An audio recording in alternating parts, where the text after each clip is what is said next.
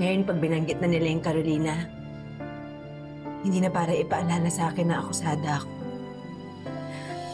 kundi para ipagmalaki ko na napatunayan kong wala akong kasalanan. Kaya, mag-celebrate na tayo!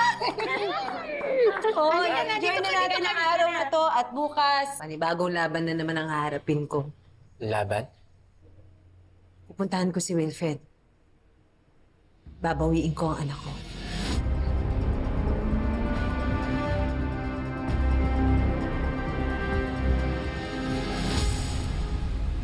Amber, darling, you're supposed to chill.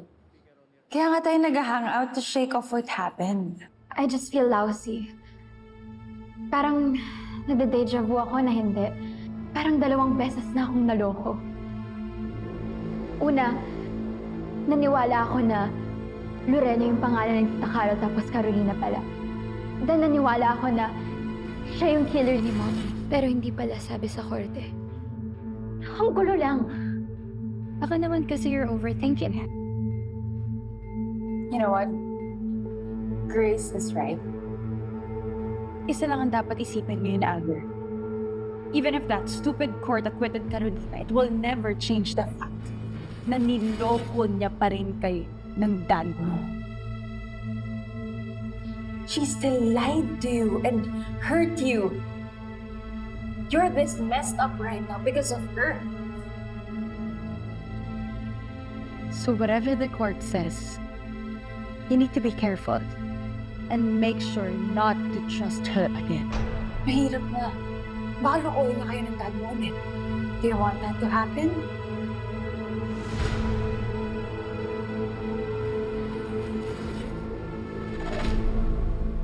Okay, I need this in 2 days, okay?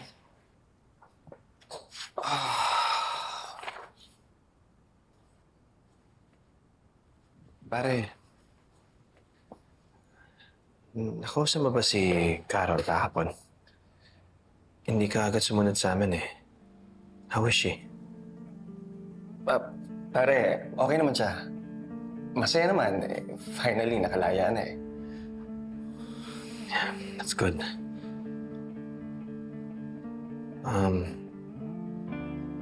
May nasabi ba siya tungkol sa akin? I mean, I know she must be mad. Pare, hindi mo naman masisisi yung tao kung galit pa rin siya sa'yo hanggang ngayon. After what she's been through. Yun nga eh. Pare, gusto ko siyang kausapin. Ang dami kong nasabing masasakit. I need to apologize. Alam mo ba kung saan siya tumutuloy ngayon?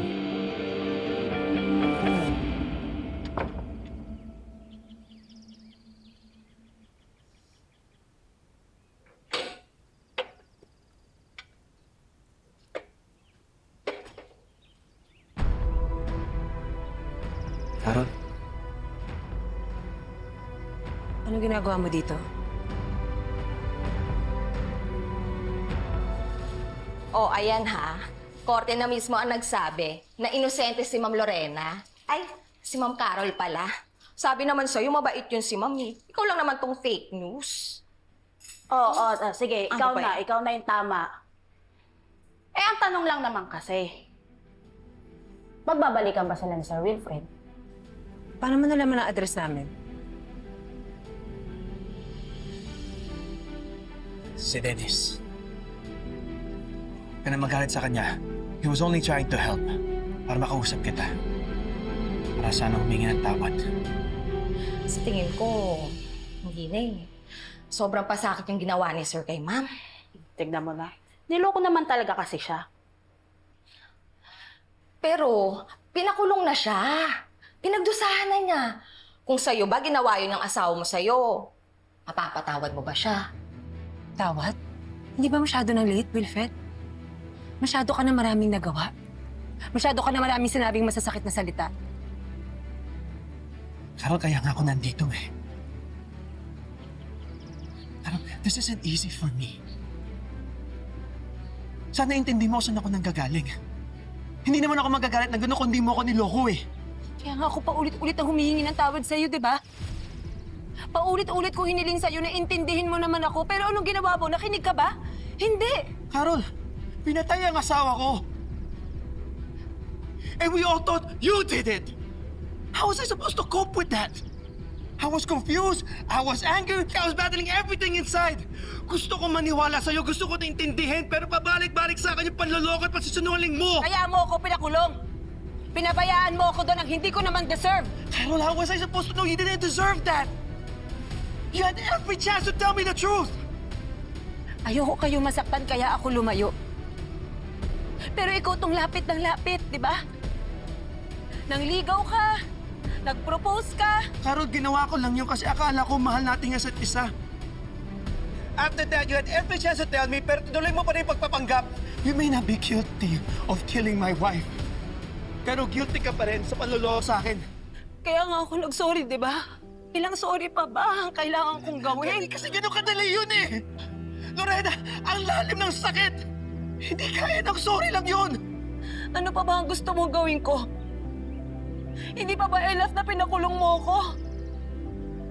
Na namatay yung anak ko nang dahil sa'yo? Hindi pa paparusa na nilayo mo sa akin si Ria?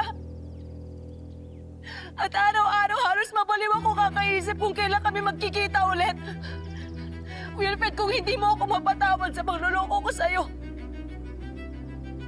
hindi ko rin alam kung paano kita mapapatawad sa lahat ng kasalanan mo sa akin.